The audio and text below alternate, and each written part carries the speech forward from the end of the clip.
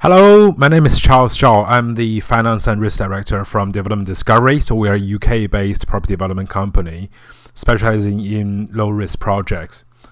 Today, I just want to share with you some of my thoughts on Brexit and on where we are economically. So as you all know, recently in the UK, so Brexit is the kind of the hottest topic of the day. Everywhere you go, whether it's news, TV, Twitter, Facebook, it's kind of all over the place, and we're trying to figure out as a country, as an economy, where do we go from here? So it's certainly kind of unprecedented territory in history here, and there's a lot of uncertainty in the market. So I will kind of give my personal take on the topic, and my personal background is in risk management. I've been doing this for the past 10 years now. Working with various banks, mainly based in the UK, some in Europe, and occasionally in US and Asia, looking at how they manage their risks, helping them set up risk management systems. So that's kind of the perspective I'll be taking this time. And I'll look at, so first we do some background. There's so many sources on Brexit now, so this is just a kind of a brief overview page on BBC, and as you can see, I can scroll down this kind of almost infinitely, and it will just keep going. That's so much content we have, and that's just from one source, and this is supposed to be the summary, all you need to know. So kind of needless to say, there's so much content on this topic right now, a lot of questions, a lot of, I would say, probably people's guesses about what may or may not happen. Because this is kind of really in unprecedented territory here. First time this is happening. And then kind of there's a lot of discussions around, such as, what happens to the border, what happens to trade, what happens to immigration, and what's the impact on the UK economy, long term, short term. However, so I would say, if I take a step back from this, and it's kind of typical, so economically, when we are in the middle of an event, or when we are in the middle of history being made in front of us, it's very easy to lose perspective. However, sort of society and the economy has been running around for centuries and millenniums. So, if we take a step back into history, what's the bigger picture like? So here we say, okay, so where we are, UK as a country today, as an economy.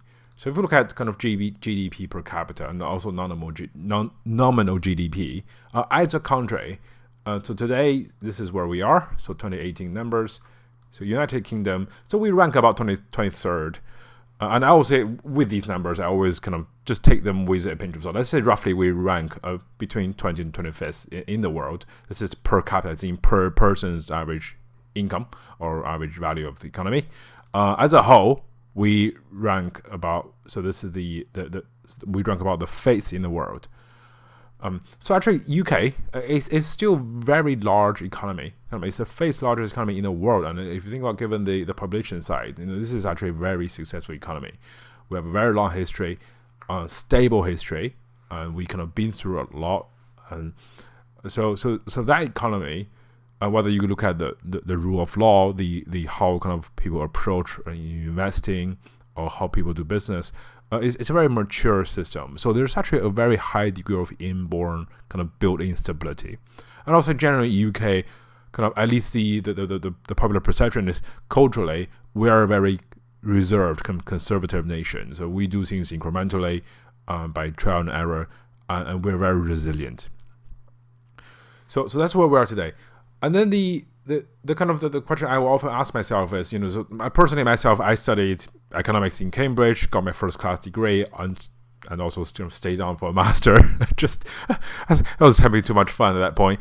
But again, looking back, you see because I kind of came from that line of kind of whether it's education and then later on kind of practice, I think a lot of times we analyze events of the world by what the economists will call a ceteris paribus. So what that means is essentially we are analyzing world's events with the assumption that keeping everything else the same, right? So a lot of the commentary, whether it's this or some other channels, you will find is, they're trying to predict the impact of this Brexit by essentially assuming if everything else stayed the same, right? If the world stayed the same and the only variable of change is Britain exits the European Union, what would happen?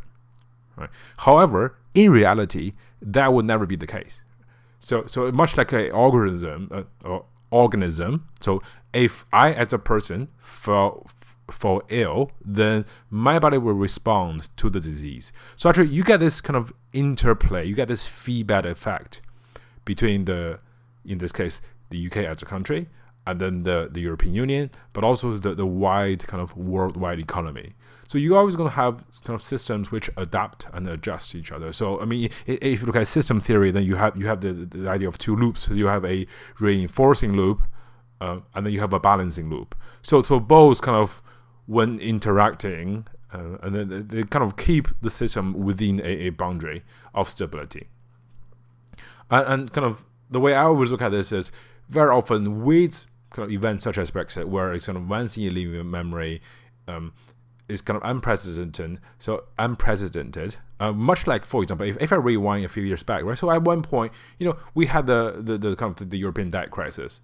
Again, similar idea. So countries were in the brink, and then they were going to talk about injecting some of the member countries, such as Spain or Greece, out of the union, and then they were kind of, again, the idea was, okay.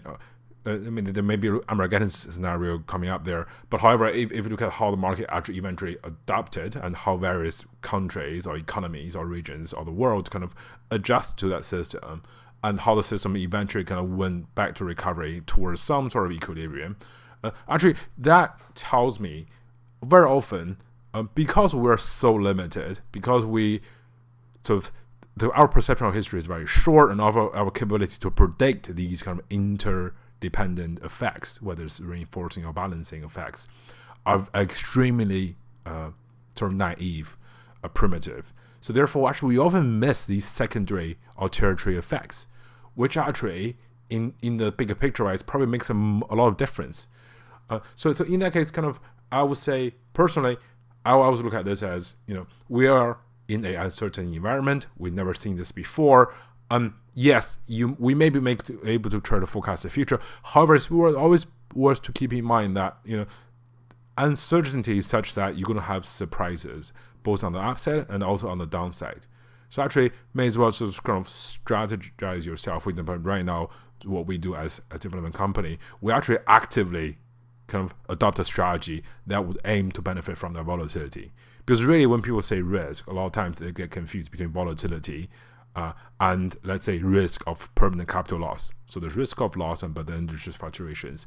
And right now, I would say we're probably in a period where we don't know how much of either we're going to get.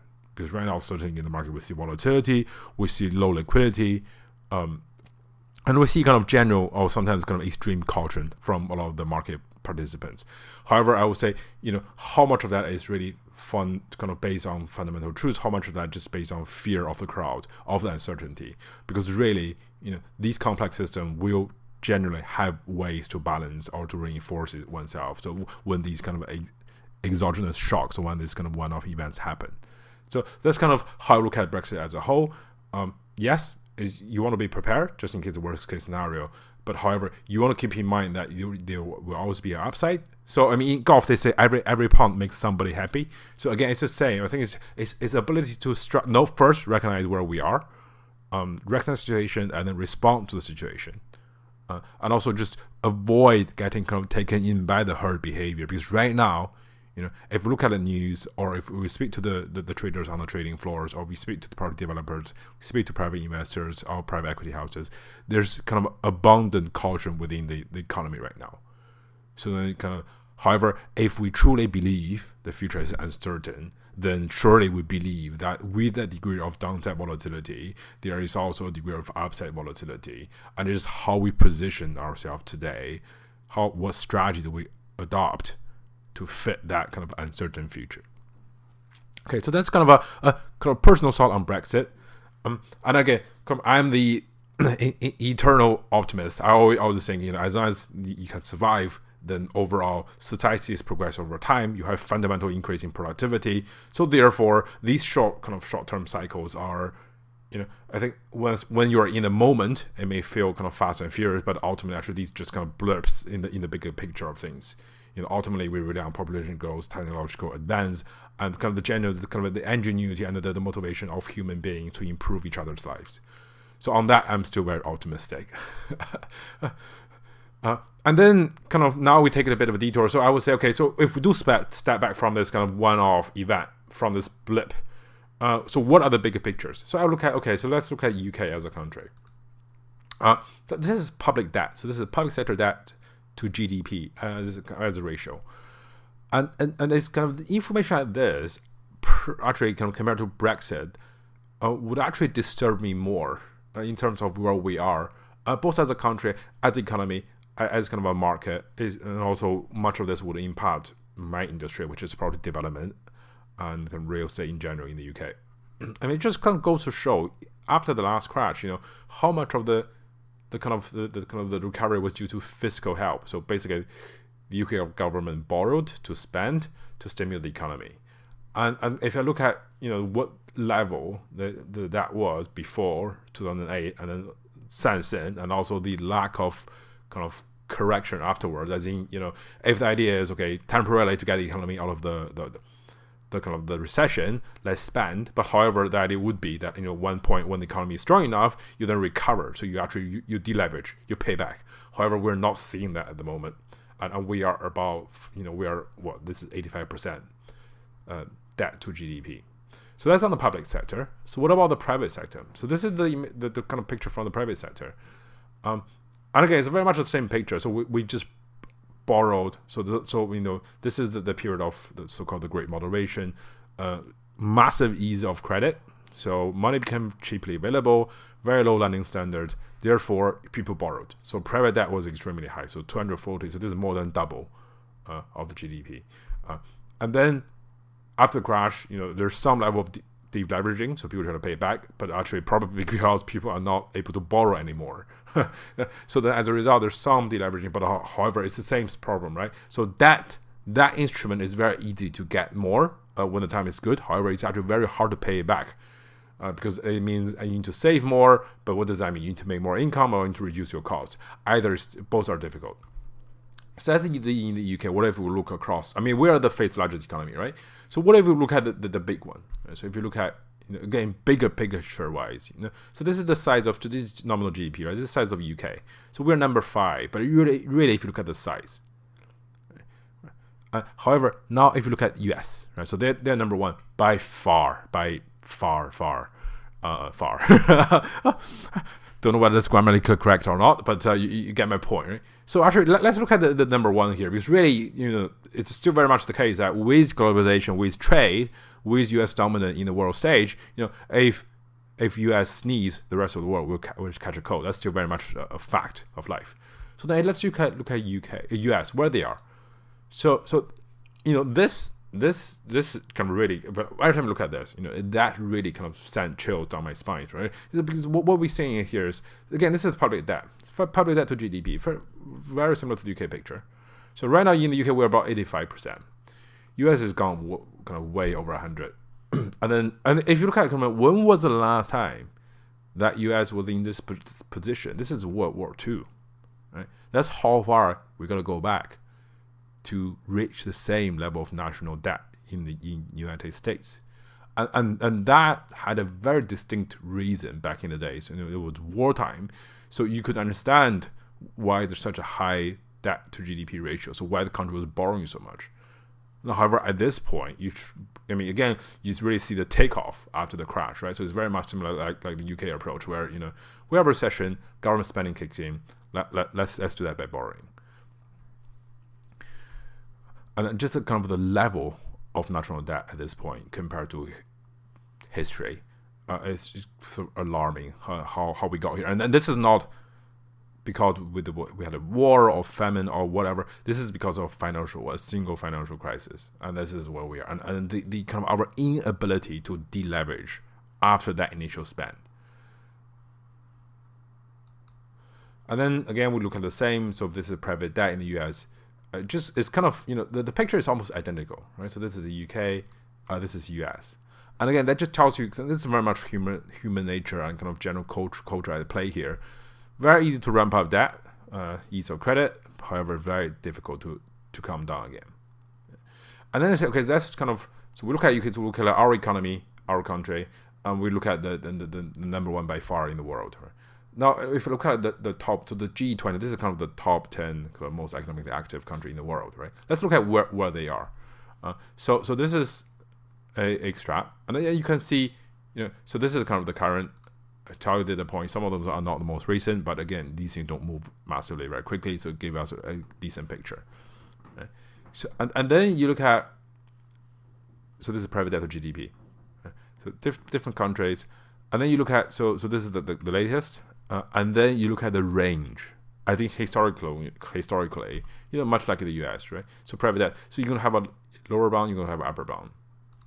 However, if you look at this picture, and this just shows, at least to me, this is kind of the downside of globalization we got to be mindful about, because we have trade, where we can access to a lot more products at very low prices, and we have more employment, and this is kind of all benefits, right? However, it's worth to keep in mind, things like this.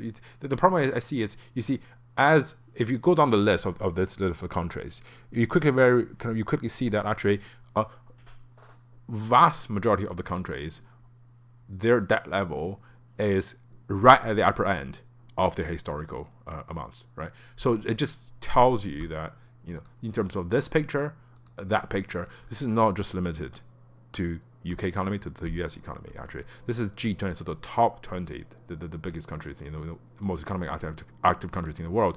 This is where they are. Like almost everybody is at the upper end. I mean, some are right against the limit. So if you look at Netherlands, Canada, South Korea, Switzerland, you see these numbers that are right at the historical limit. Some are slightly better. So UK, Japan is actually on the other end, because Japan has a whole different kind of economic background to why they're there.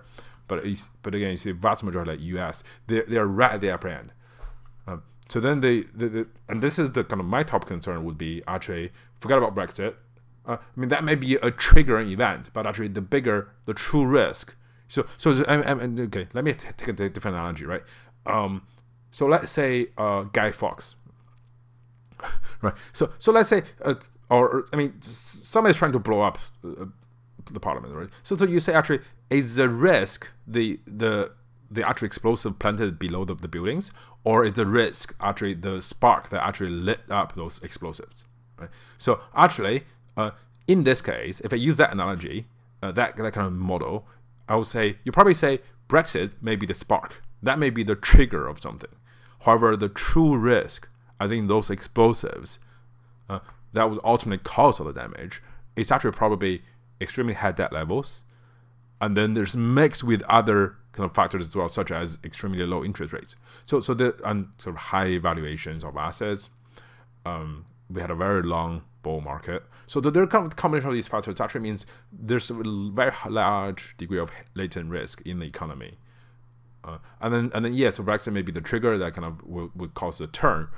However, actually, if it's not Brexit, it'll be something else, right? So it's like, the patient. So if you look at, again, sorry for using kind of a very broad spectrum of analogies here, right? So if you have an HIV infected patient, essentially with no immune system, right? That's really the risk, at least to me, right? That's a fundamental risk. The virus that then infect the patient could be cold, could be hernia, could be whatever, right? But then you actually say, the fact the patient died, it probably has more to do with the fact the patient was infected by HIV compared to the patient got a cold, right? So in that case, I would say the same. That the next time we have a major adjustment in the global economy, I'll probably say, or even in the UK, right? So I'll probably my question will be, how much of that is due to Brexit as a trigger, which is kind of this little cold thing at the end, versus the state of the global economy to begin with. Like in today, we have very high leverage ratios, extremely high debt levels, very low rates, and we have the inability for central banks to apply any kind of material monetary stimulus anymore. And we have an economy which has been recovering or kind of growing, especially in the US, for the past decade or so. So actually, there's combination of these factors means actually we are at very high fundamental risk levels at this point in the market. And again, the question is, given or assuming that's the case, or if that's the case, then what do you do as a company, as an individual? How do you strategize against it, just to make sure once you survive, secondly, you thrive. Right, and then so we went through this. So this is kind of world level debt, and then we say this is kind of my personal hero will be Ray Dalio, who recently he kind of published this paper on big debt crisis. So Ray Dalio would say, so I mean, just background for those of you who don't know him that well. So Ray Dalio, he's a U.S. fund manager. And his company, so Bridgewater,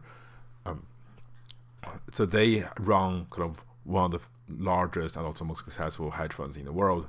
Brilliant track record, and he is a really kind of systematic thinker, and he would have a really detailed understanding, a mechanical understanding of the economy. So somebody's this is one of my personal heroes, and I learned a lot from him.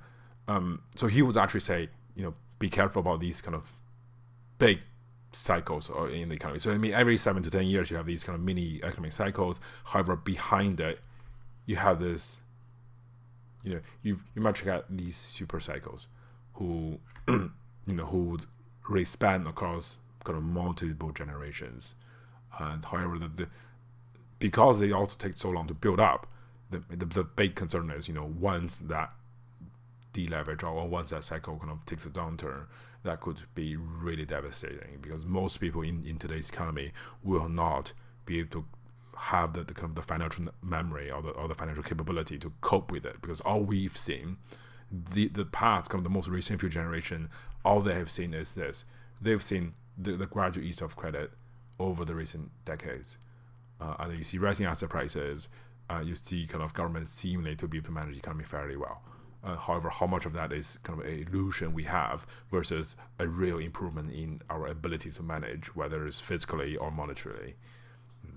Okay, so that's kind of enough. I guess a bit of a brain dump for one evening. Okay, just to sum up, okay, so we went through kind of my personal perspective on Brexit, and how later, I think a few decades later, we may look back at this event and how we can perhaps kind of look at it differently, and also our inability often to predict how these complex events would kind of turn out because of the if you look at systematic theory, because of the mixing effects of balancing and reinforcing cycles. And then we look at sort of UK as an economy, where we are bigger picture wise. We look at our public sector debt cycle, our private sector debt cycle, and then we look at the US, which is the number one economy in the world. We kind of look at how the debt is almost approaching. This is a World War II level now. And then kind of makes you wonder, how far could it go when the next economy hits? How much of this kind of fiscal stimulus can we apply in the next time? And again, similar picture in the private debt area. And then we look at the G20 as a whole. So this is kind of the most advanced nations in the world, where they are broadly. And then we talked about Ray Dalio, so one of my personal heroes, and his view on these kind of super cycles that will span across many, many generations. And then how we should at least think about, just do some scenario analysis, to think about where we are, what could possibly turn out in the future, and how we can strategize ourselves, so both our company strategies, our personal strategies. How do we prepare for thrive, and also hopefully the first survive, and then hopefully also thrive from the upcoming scenarios. Okay, if you have any questions, feel free to drop me an email. So my email is charles@devdisc.com. So that's charles@devdisc.com. So that's short for development discovery. All right. Have a great evening, and I hope you find it useful today. Any questions, give me a shout. Thank you very much. Bye-bye.